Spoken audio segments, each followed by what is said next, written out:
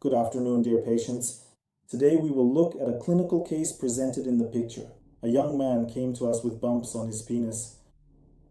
Previously, he had suffered from a genital herpes infection. That was several years ago. And now, accordingly, he suspects the appearance of herpes again. During the examination, you can see the eruptions that are shown in the picture. These are raised papules or nodules, which can be called bumps, on the surface of the skin of the penis. The combination was examined with a dermatoscope. Accordingly, diagnoses such as sebaceous glands on the penis, molluscum contagiosum, and genital warts, as well as some other benign skin formations, were ruled out. As a result, I came to the conclusion that these growths are more likely to be enlarged, dilated sebaceous glands. So accordingly, a test for human papillomavirus was taken from the surface of these eruptions and from inside the canal. However, the HPV test for 21 types was completely negative. So subsequently, removals were performed.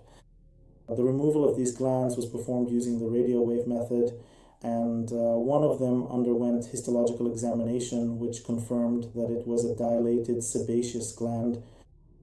The patient was bothered by them, firstly because of their appearance, and secondly, they interfered during sexual intercourse, so he expressed a desire to have these sebaceous glands removed. Initially, about 7 or 8 sebaceous glands were removed in order to determine what the clinical outcome would be.